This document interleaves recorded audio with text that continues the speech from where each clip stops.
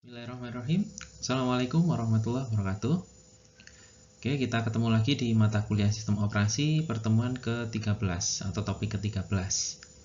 Kali ini kita akan bicara tentang atau membahas tentang keamanan sistem operasi.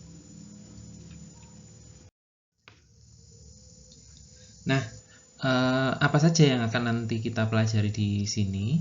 Subpokok bahasanya adalah yang pertama ada konsep keamanan komputer secara menyeluruh gitu ya. Kemudian jenis-jenis ancaman dan serangan di dalam sistem keamanan komputer. Kemudian ada malicious software atau yang umumnya kita kenal dengan malware. Kemudian ada virus, worm, sama bot. Dan nanti juga kita akan berdiskusi tentang keamanan sistem operasi. Jadi kira-kira overview-nya untuk topik hari ini atau topik kali ini 5 hal itu. Nanti mungkin bisa melebar sedikit. Ya, selanjutnya yang akan kita bahas pertama adalah overview tentang keamanan komputer. Jadi di sekitar kita itu kan masalah-masalah keamanan komputer itu sangat-sangat beragam gitu ya. Jadi serangan cyber itu yang ada data dari ISAKA, salah satu asosiasi keamanan internet, itu tiap tahun itu semakin meningkat gitu. Jadi ini datanya 32% meningkat, 24% itu kurang lebih sama, dan 6% menyatakan lebih rendah, tapi lebih banyak yang meningkat. Nah, ini ada beberapa infografis dari ISAKA, Cyber Security by the Numbers. Jadi apa saja yang dibahas di sini, infografis ini. Di tahun 2020, di zaman-zaman COVID ini kan banyak sekali kerjaan itu geser jadi online ya. Kuliah aja online, kerjaan juga online, semuanya hampir menuju ke arah online. Full online. Nah, dengan makin banyaknya orang yang online ini, resiko keamanan komputer atau keamanan sistem itu semakin meningkat. Mulai dari peningkatan serangan, kemudian cybercrime, kemudian ada kebocoran data dan informasi, banyak sekali macam-macamnya gitu ya. Dan peningkatan keamanan ini harus kita lakukan baik secara individu maupun secara secara kolektif gitu ya. Nah, di sini ada most common threat actors. Jadi siapa sih pelakunya gitu untuk kejahatan-kejahatan atau problem-problem keamanan komputer. Jadi peringkat pertama itu tentunya kriminal ya. Jadi cyber kriminal itu menduduki peringkat pertama di 22%. Kemudian peringkat kedua 19%-nya itu hackers untuk threat-nya. Jadi hackers ini bukan kriminal ya, tapi ada sendiri. Jadi hacker itu belum tentu cyber criminals. Tapi cyber criminals itu rata-rata punya keahlian sebagai seorang hackers. Jadi nanti akan kita bahas apa sih bedanya hackers dan cyber criminals itu di diskusi ataupun nanti di mata kuliah pengamanan sistem komputer atau forensik, digital forensik. Nah, kemudian ada peringkat ketiga 11% nilainya itu malicious insiders. Jadi malicious ini berbahaya, insiders ini orang dalam. Jadi orang dalam yang punya niat buruk gitu ya, di perusahaan misalnya ya. Ada orang dalam yang niatnya buruk membocorkan data-data perusahaan demi keuntungan pribadi atau demi egoisme gitu ya. Itu peringkat ketiga. Sedangkan yang keempat, non-malicious insiders, orang dalam tapi yang nggak berbahaya. Nah, ini peringkatnya peringkat keempat loh, relatif besar ini, peringkat keempat ini, 10%. Jadi 10% non-malicious. Loh, kenapa non-malicious kok menjadi aktor kejahatan atau aktor keamanan sistem? Nah, Orang-orang yang tidak berniat jahat ini itu biasanya ceroboh atau bahasa Jawanya sembrono gitu ya. Jadi tidak punya awareness terhadap keamanan sistem. Jadi dia itu bukan bermaksud berniat jahat, tapi polos gitu ya, nggak tahu apa-apa. Password dibagikan contohnya, kan dia nggak berniat jahat. Password dibagikan, informasi ini diberitahu, tapi dia nggak punya niat jahat. Nah, kebocorannya dari sana. Nanti yang menyerang itu yang paling atas, cyberkriminal atau hackers dan seterusnya. Nah, mereka termasuk pelaku juga karena ada data-data sensitif perusahaan atau data pribadi yang dia bocorkan sendiri sebenarnya. Nah, itu termasuk actors juga. Kemudian yang kelima, 9% itu ada nation state attackers. Jadi memang tujuannya dia menyerang di sistem keamanan ini secara nasional. Kemudian yang nomor 6, 8% ini dari hacktivis. Jadi aktivis yang melakukan hacking. Jadi bukan hacker yang beneran hacker gitu ya, tapi aktivis yang aktivis di bidang tertentu yang mencoba melakukan hacking. Intinya seperti itu. Nah, apa saja yang akan nanti kita pelajari di sini? Subpokok bahasanya adalah yang pertama ada konsep keamanan komputer secara menyeluruh gitu ya. Kemudian jenis-jenis ancaman dan serangan di dalam sistem keamanan komputer. Kemudian ada malicious software atau yang umumnya kita kenal dengan malware. Kemudian ada virus, worm, sama bot. Dan nanti juga kita akan berdiskusi tentang keamanan sistem operasi. Jadi kira-kira overview-nya untuk topik hari ini atau topik kali ini 5 hal itu. Nanti mungkin bisa melebar sedikit.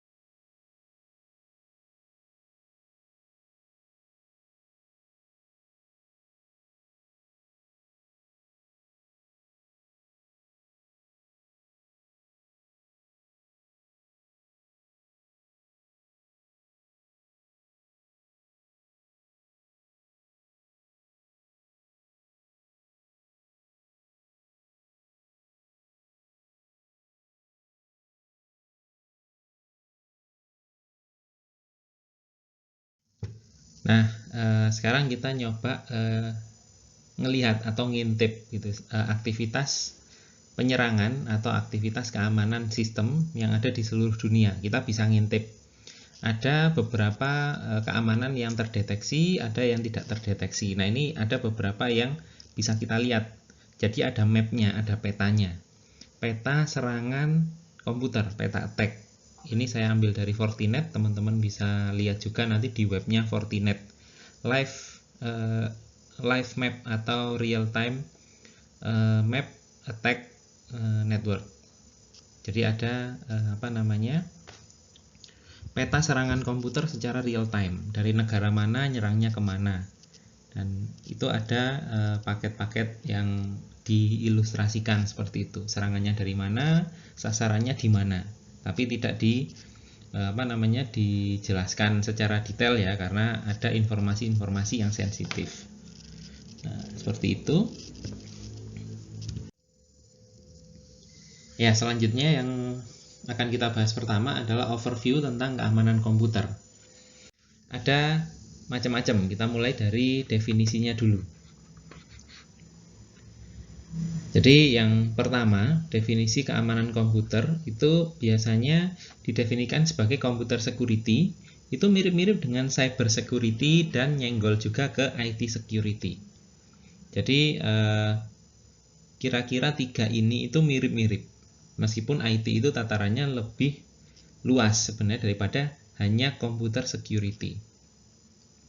Nah, definisinya di tiga ini yang bisa kita simpulkan dari banyak ahli adalah perlindungan terhadap sistem informasi dari segala kerusakan, baik kerusakan secara fisik, hardware-nya, maupun secara non-fisik atau software-nya, serta perlindungan dari layanan yang disediakan. Jadi service-service yang disediakan oleh sistem itu juga kita bisa dilindungi dari itu.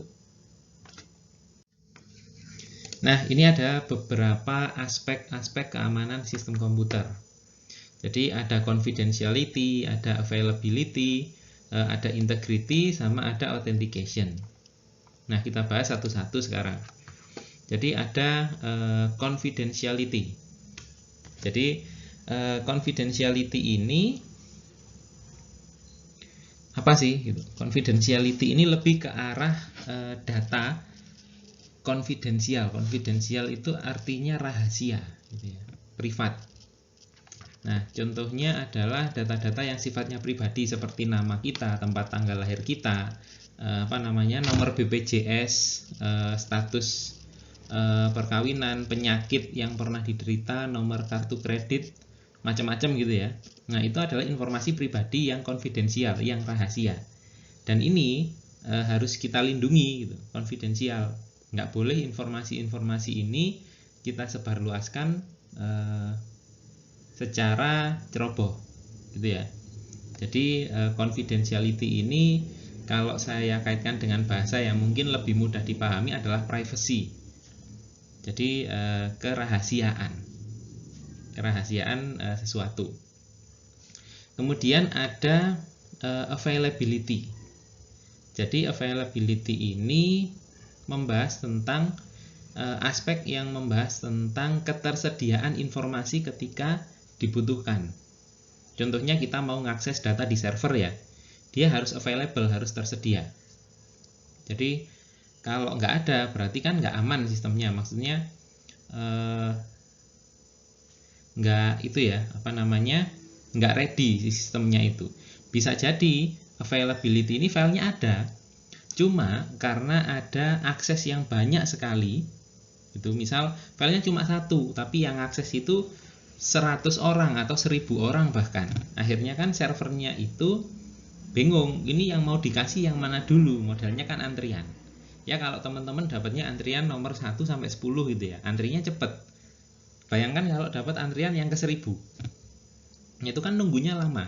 Kayak modelnya pembagian sembako gitu, akses file itu.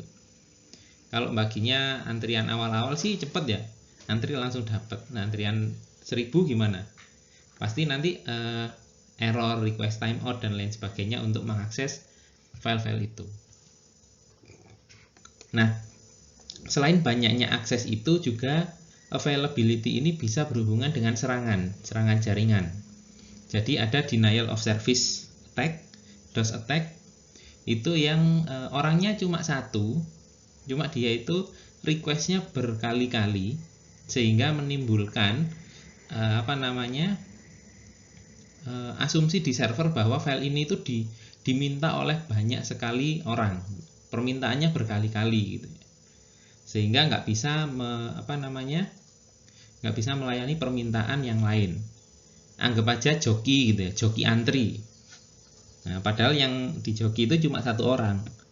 Nah, kira-kira seperti itu availability. Akhirnya yang yang antri di belakang yang nggak pakai joki itu kan kehabisan kalau misal pembagian sembako modelnya seperti itu.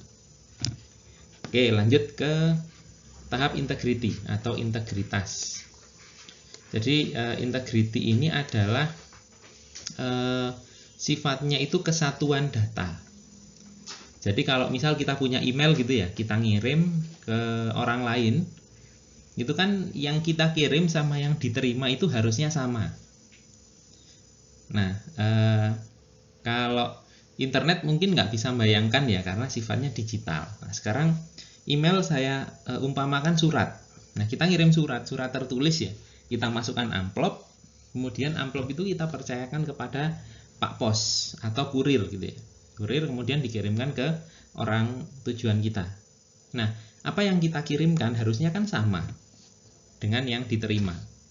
Nah, sekarang terbayang nggak kalau kita nulis surat, kemudian sama Pak Posnya itu dibuka, sama suratnya itu diganti isinya, kemudian dimasukkan amplop lagi dikirimkan ke orang yang tujuan kita itu. Nah, modelnya seperti itu kan nggak sama, nggak integrity lagi gitu ya. Konsep integrity-nya nggak main kalau seperti itu. Sama seperti di komputer, kadang-kadang bisa juga email yang kita kirim atau pesan yang kita kirim itu jadinya nggak sama dengan yang diterima karena ada yang namanya man in the middle attack. Jadi ada interceptor gitu ya. Jadi di tengah-tengah itu diubah gitu ya. Di tengah perjalanan itu pesan kita dirubah. Nah, itu integrity. Kemudian ada authentication. Authentication ini adalah gampangannya password. Jadi autentikasi. Jadi orang yang kita misal ngirim pesan gitu ya, harus ada PIN-nya. Kalau PIN-nya sesuai baru file itu bisa dibuka. Kalau PIN-nya nggak sesuai, oh berarti ini salah orang. Authentication salah satu contohnya adalah kita masuk ke ATM itu pakai PIN, kemudian masuk ke handphone kita itu kan pakai gambar pola gitu ya, atau PIN atau sidik jari, itu authentication. Salah satu metodenya authentication. Kalau orang yang nggak punya autentikasi, misal teman kita pinjam HP gitu ya, nggak punya autentikasi, otomatis dia ya nggak bisa masuk. Karena kenapa? Karena dia tidak berhak di dalam sistem kita itu tadi. Nah, ini ada yang lucu berkaitan dengan 4 aspek keamanan komputer itu tadi. Ini ada meme. Jadi di situ ada gambar komputer, ada gambar dogs atau anjing gitu ya. Jadi ada meme yang bertuliskan on the internet nobody knows you're a dog. Jadi kita itu nggak pernah tahu siapa lawan kita di balik layar komputer kita itu, ya kan? Kecuali video callan. Video callan pun bisa ganti wajah kan, pakai filter, pakai virtual background dan lain sebagainya. Nah, kita bisa saja klaim chatting dengan teman kita, padahal sebenarnya yang pegang akun itu saat itu bukan teman kita. Marak sekali misal pencurian akun, seperti tadi yang ada social engineering dan lain sebagainya. Itu kan banyak kasus gitu ya, kita dihubungi lewat WhatsApp atau lewat media sosial yang lain. Rek, aku nyilih duit, saya pinjam uangnya karena saya ini. Nah, itu lewat akun media sosialnya dia gitu, yang kita kenal selama ini. Tapi yang ngirim itu bukan teman kita yang asli. Itu akunnya sudah dipegang orang. Nah, kasarannya seperti itu. On the internet nobody knows you're a dog. Kalaupun anjing itu pintar dan bisa ngetik, kita kan juga nggak tahu kita chatting dengan siapa gitu ya di internet. Itu bisa jadi nyata. Oke, kita lanjutkan ke ancaman dan serangan sistem. Jadi serangan sistem atau ancaman-ancaman di sistem itu macam-macam, banyak gitu ya. Jadi yang pertama kita membahas tentang klasifikasi keamanan sistem terlebih dahulu. Ini menurut David Aikoff. Jadi David Aikoff itu punya punya konsep yang membagi keamanan komputer itu menjadi 4 bagian.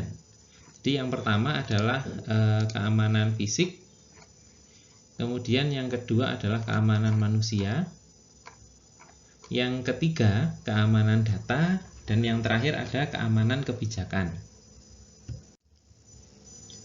Nah, masing-masing klasifikasi keamanan sistem ini punya celah keamanannya sendiri. Jadi yang pertama kita ngobrolin fisik dulu deh. Loh, keamanan komputer kok pakai fisik juga gitu ya. Jadi ini memang nyata, benar-benar nyata gitu ya, keamanan fisik. Jadi keamanan fisik itu melindungi kerusakan hardware kita secara fisik. Baik itu dari bencana alam seperti longsor, banjir, dan lain sebagainya, itu kan bencana alam. Jadi biar nggak rusak itu harus ada keamanan fisik. Contohnya di beberapa server untuk menghindari banjir di kota-kota besar itu tidak diletakkan di lantai pertama atau lantai dasar, tapi agak naik sedikit gitu ya. Tidak di lantai pertama untuk menghindari kemungkinan banjir juga gitu ya. Oke, itu keamanan fisik. Selain itu, selain dari bencana alam, juga ada perlindungan dari niat jahat seseorang, pengamanan fisiknya ya. Contohnya gini, kalau kita punya ruang server, datanya sensitif, ruangannya itu terbuka, nggak ada pintunya, nggak ada gemboknya gitu ya, nggak ada tralisnya dan lain sebagainya. Nah, itu kan jadinya nggak aman, server kita bisa dicuri, atau kalau nggak server, datanya toh itu bisa dicuri. Gitu, secara fisik ya. Jadi pengamanan fisik itu memang diperlukan. Jadi bukan sekedar guyonan ya, servernya digembok gitu ya. Memang harus ada beneran gembok asli atau kunci asli untuk mengamankan ruangan server itu sendiri. Kemudian keamanan selanjutnya ada keamanan manusia. Jadi keamanan manusia ini hubungannya dengan sumber daya manusianya itu capable nggak atau mumpuni nggak dalam menggunakan sistem itu. Jadi pertama kita identifikasi dulu usernya, itu username sama password hubungannya sama keamanan yang tadi, jadi authentication tadi. Kemudian yang kedua adalah profil resiko dari orang yang punya akses itu tadi. Orangnya ini teledor atau tidak, sering membagi password atau tidak, terus kemudian ada aksesnya dan seterusnya.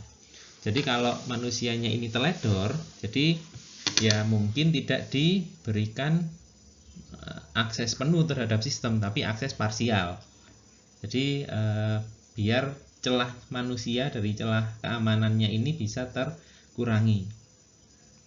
Kemudian ada keamanan dari data sama teknik komunikasinya. Nah, data ini kan nanti hubungannya dengan enkripsi, penyandian. Jadi data-data itu nggak bisa dibaca tanpa kunci-kunci tertentu. Namanya nanti enkripsi, dekripsi, dan lain sebagainya. Nanti teman-teman akan belajar itu. Nah, kemudian ada prosedur atau kebijakan dari level pimpinan perusahaan misalnya. Jadi kebijakannya itu semua komputer harus di logout, atau semua yang masuk menggunakan komputer ini login ke emailnya itu sebelum pulang harus di logout. Itu salah satu kebijakan keamanan. Jadi perusahaan misal membuat SOP, harus seperti ini, harus seperti ini, harus seperti ini. Orang ini tidak boleh membagikan password. Nah, itu kan kebijakan dari perusahaan yang harus ditaati oleh pekerjanya. Nah, sekarang kita masuk ke jenis-jenis serangan yang ada di dalam komputer, atau lebih tepatnya dalam sistem keamanan gitu ya. Jadi yang pertama itu ada interruption. Jadi interruption itu interupsi. Interupsi itu contohnya perangkat sistem itu jadi rusak atau tidak tersedia karena ada diserang oleh modelnya gini, gampangannya adalah antrian. Seperti tadi, antrian itu diserobot gitu oleh orang. Nah, sehingga yang kebagian antrian belakang itu nggak dapat layanannya gitu. nggak dapat servisnya gitu. Nah, salah satu contohnya atau contoh serangannya adalah DOS, denial of service, tadi sudah dibahas. Kemudian ada flooding, dibanjiri oleh request-request gitu ya. Itu. Kemudian yang kedua adalah interception. Jadi interception ini adalah bahasa gaulnya adalah penyadapan. Nah, sniffing itu salah satu metodenya, itu adalah salah satu teknik penyadapan yang bisa dilakukan. Jadi kita itu bisa menyadap omongannya atau isi komunikasi yang dilakukan. Jadi misal A ngirim pesan ke B. Nah, di tengah-tengah ini bisa dilihat oleh si C gitu. Nah, bisa disadap. Itu salah satunya interception. Kemudian ada modification. Jadi modification ini file itu atau data itu dimodifikasi oleh orang-orang atau pihak yang tidak berwenang. Tapi dia bisa tampering atau merubah aset. Itu contohnya mengubah isi website. Gitu ya, mengubah isi website atau mengubah isi file. Filenya itu kelihatannya file normal, tapi sebenarnya di dalamnya itu sudah disusupi virus atau trojan. Ketika kita ngeklik file itu, filenya buka seperti biasa, tapi secara tidak sadar di background proses itu running virusnya atau trojannya. Kita nggak sadar itu karena dia sifatnya background proses. Di modification seperti itu. Jadi file dimodifikasi, ada tambahan virus atau trojannya.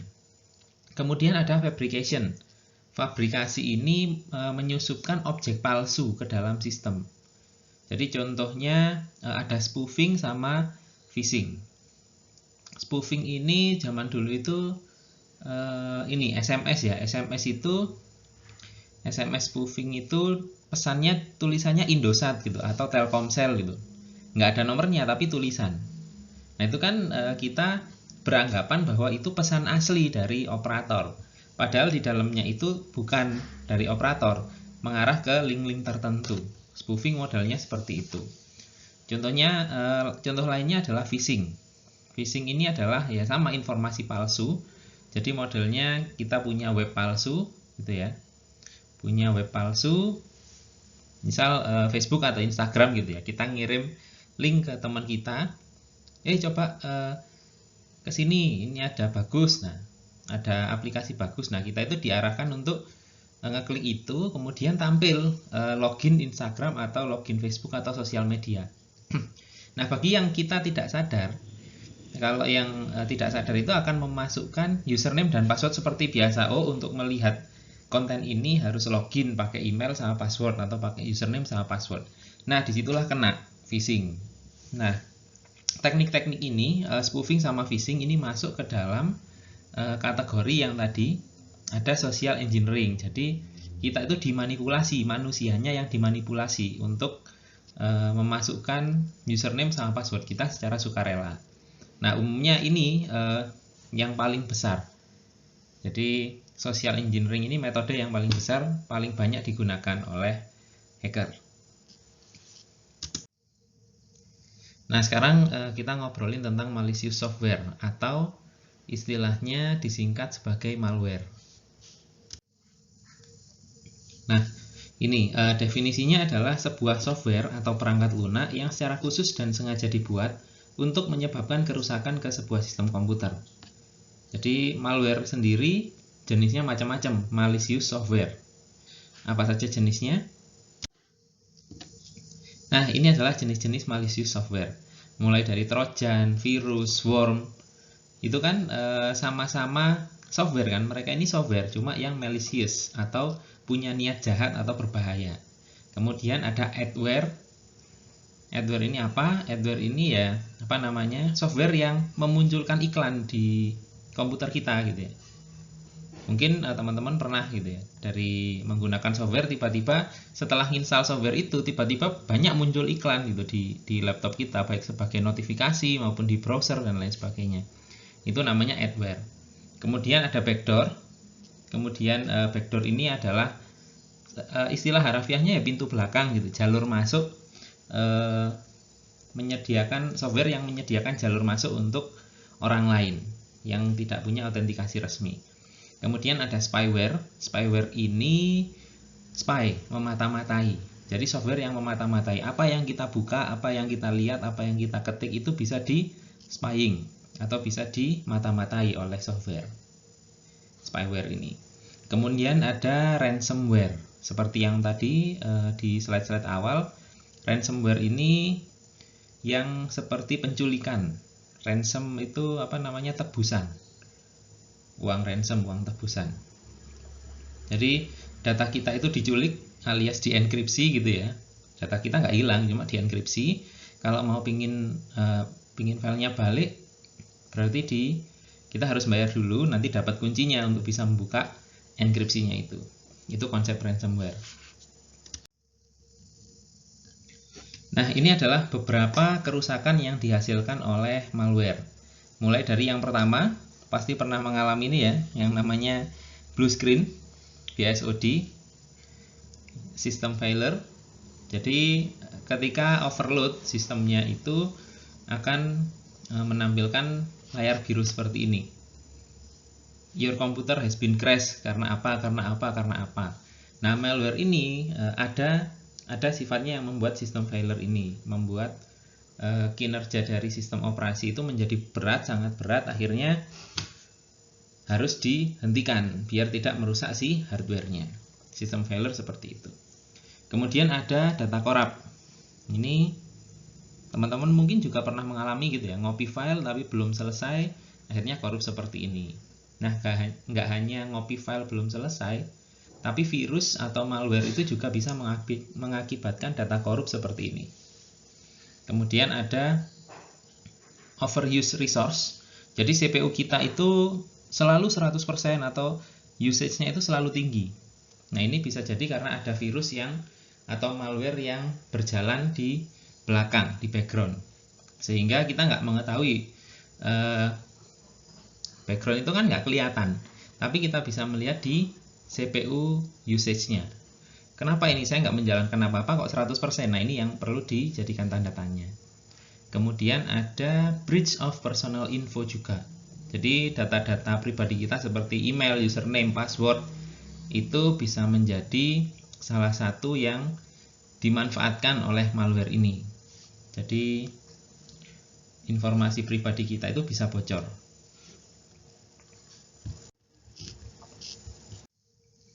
Nah, malware itu bisa menular melalui berbagai media penularan. Jadi nggak hanya sekedar penyakit di manusia yang bisa nular, tapi virus kan juga bisa nular, atau malware ini lebih tepatnya di komputer itu bisa nular ke komputer-komputer yang lain. Sifatnya memang mirip-mirip dengan virus di dunia nyata yang bisa menular gitu ya. Tapi di manusia namanya cuma satu, biasanya virus sama bakteri. Tapi kalau secara di komputer secara umum itu nggak hanya virus, tapi teman-temannya yang lain banyak, sehingga disebut malware, malicious software. Kalau di manusia malicious apa ya? Malicious biological agent gitu, atau apa gitu ya. Tapi lebih cocok kita sebut virus. Nah, si malware ini bisa menyebar melalui yang pertama email. Jadi ketika kita mengirim email atau menerima email lebih tepatnya dari orang yang nggak kita kenal atau dari siapapun yang nggak ada di kontak kita, terus ada link dan kita itu tempted gitu. Tempted itu pingin mengeklik sesuatu di situ untuk mengetahui, kepo istilahnya. Nah, ini yang menjadi target sasaran, user yang kepo dari email. Kemudian ada remote access.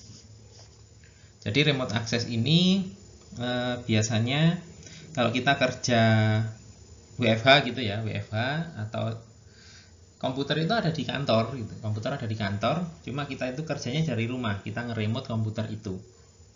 Nah, remote access ini juga bisa menjadi salah satu media penularan malware.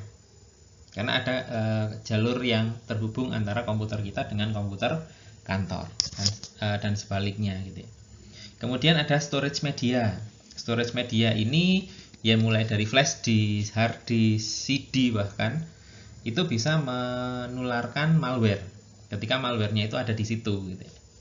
Kemudian ada web sama link. Jadi web-web tertentu itu dia punya script otomatis yang menjalankan virus gitu ya ketika dikunjungi. Jadi hati-hati kalau mengunjungi web. Dia bisa melakukan ini itu gitu, macam-macam yang bisa dilakukan tergantung skripnya apa gitu. Jadi intinya jangan asal klik web atau klik link yang kita tidak tahu di dalamnya itu apa. Nah, nanti teman-teman mungkin ada film yang namanya Cybergeddon. Itu di situ ada yang namanya sandbox. Sandbox itu apa? Nanti kalau kita penasaran dengan sesuatu, yang bukanya di sandbox. Lihat di sana nanti cara kerjanya sandbox itu seperti apa. Dan masih banyak lagi media penularan malware yang lainnya. Nah, ini ada sih di salah satu buku membahas tentang virus, worm, dan bot. Jadi apa aja sih virus, worm, dan bot ini? Nah, ini definisinya adalah sebuah software atau perangkat lunak yang secara khusus dan sengaja dibuat untuk menyebabkan kerusakan ke sebuah sistem komputer. Jadi malware sendiri jenisnya macam-macam, malicious software. Apa saja jenisnya?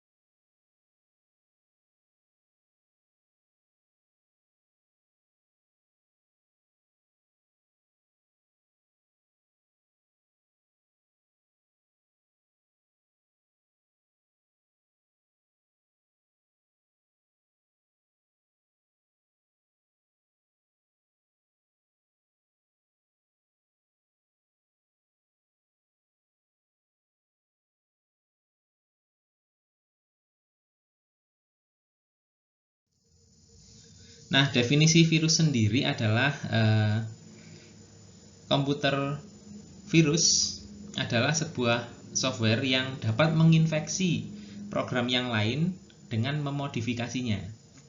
Modifikasinya itu meliputi injecting di original program, itu berarti menyuntikkan atau menyisipkan sesuatu ke dalam program aslinya atau file aslinya dengan rutin itu tadi, yang skripnya itu tadi, untuk membuat copy, membuat salinan dari virus itu. Jadi virus itu direplikasi, modelnya itu dia bereproduksi jadi banyak, dan seterusnya.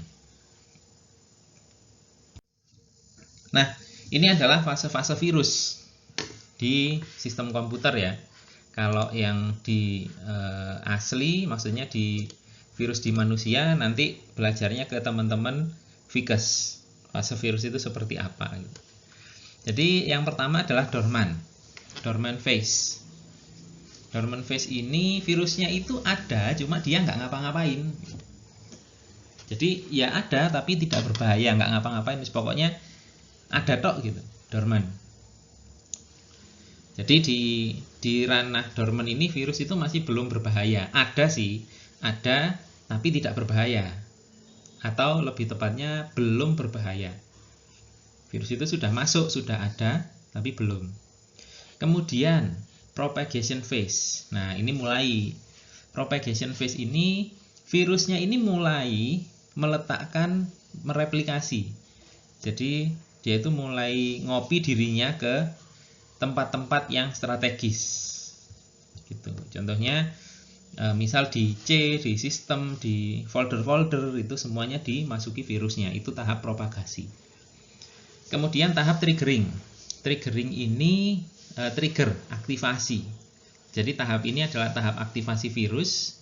Itu bisa diaktifasi melalui rule atau kondisi tertentu. Contohnya misal ada trigger virus ini jalan ketika tanggal sekian. Jadi sebelum virus itu menyentuh tanggal sekian, dia masih posisinya dorman.